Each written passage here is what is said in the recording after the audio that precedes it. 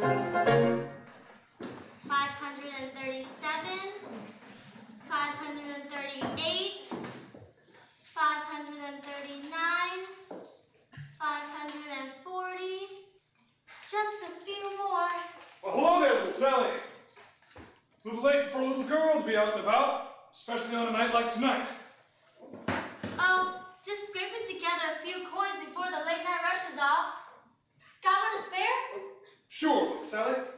I'm in a good mood tonight. Gee, thanks.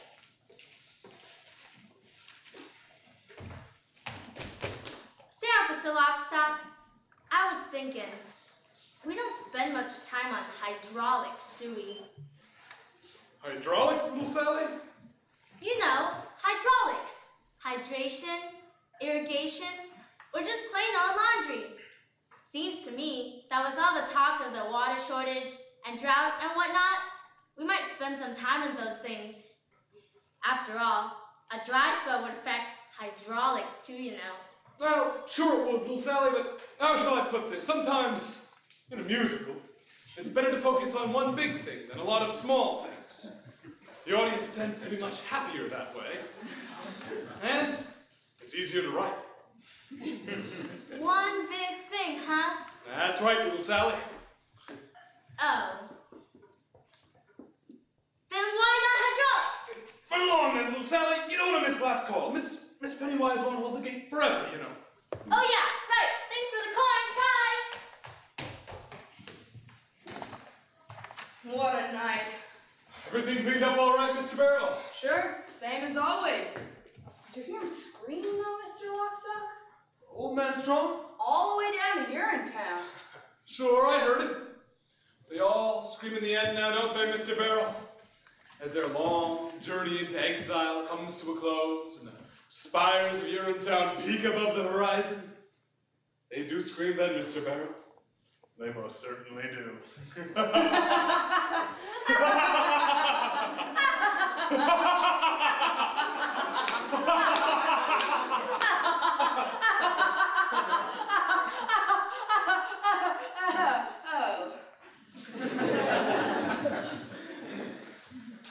I suppose I thought he might be different somehow. Different? Old man Strong. He always seemed a bit tougher than the rest. I hoped he might surprise us somehow. Well, there's one thing I've learned in my years of enforcing the laws of this city. It's that the journey down to Urinetown offers no surprises. Not even from the very toughest among us. On that journey, expect only the expected. It's a hard, cold tumble of a journey, worthy of a gurney, a bumble down, a slapped face, smacked with a mace. Certain to debase is a stumble down. It's a path that leads you only one place, horrible to retrace, a crumble down. A hard, cold tumble of a journey, tumble of a journey to Urinetown. Julie Cassidy went to a field behind a tree, saw there was no one who could see her pee. But me. And Jacob rose in blue, born in shape up in his room. Didn't know the joys he kept up there were all the day trip to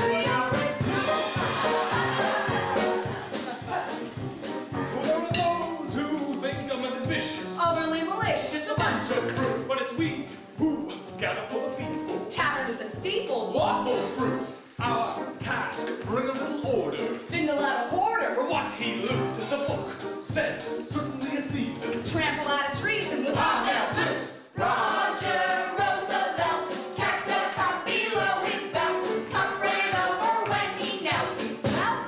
We dealt. And Joseph, old man Strong, held his peace for much too long. Hoped his son might bail him out. His guess was good, but also wrong.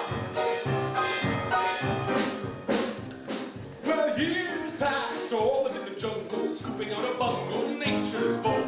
Life of constant deprivation, certain aggravations of its toll. Soon learned power of the truncheon, organize a function, king to pawn. So, if peace is what you're after, Urinetown's the rafter to hang it on. Julie Cassidy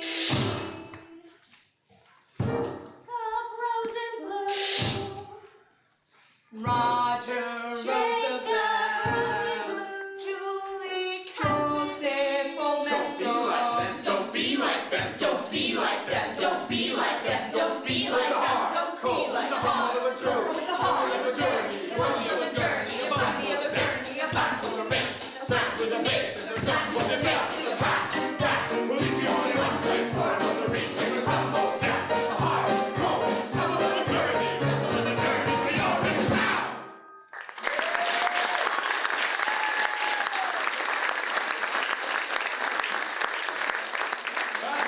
Off you go then, boys. Happy hunting. So have you made plans for your journey yet? To Urinetown? To Rio, of course. Oh, yes, Rio. Well, I had to squeeze Gladwell a bit tighter than usual for our monthly payoffs, extortion fees, money bribes, and such, but in the end... Caution, Mr. Lockstock, it would seem we're no longer alone. Well, I'll be. And if I'm not mistaken, that there is his daughter. So it is. And all grown up, too. Miss Gladwell! A little late to be out, don't you think? Oh, hello, officers. You know, if I didn't know better, I'd think you were on a late night behind the bushes to leave yourself for free kind of walk. Oh, no, officers. I'm coming home from work. First day. Long hours? Just like us? There's some kind of big vote down at the legislature. Plenty of faxing to do. And copying, I imagine. Oh, yes, and copying. Well, I must say, Miss Gladwell, your father mentioned the size and purity of your heart. He neglected, however, to mention the size and purity of your beauty. Does beauty have a size? In some countries. Well, I take care of these streets late at night, Miss Gladwell. There's no telling what some people might do for a few coins. Especially with the new fee hikes and all. Oh, I'm not afraid of people, officers. Oh, no? Not really. Everyone has a heart, you see. As long as you know that, you need never fear a soul. Everyone. Everyone. Even criminals? Even criminals. Even policemen? What? Bobby Strong. Out a bit late, don't you think? Out doing another late night with Miss Pennywise is all. There's been some talk of some fee hikes. People are getting edgy. Are they? Well, I'm glad to hear you were otherwise engaged.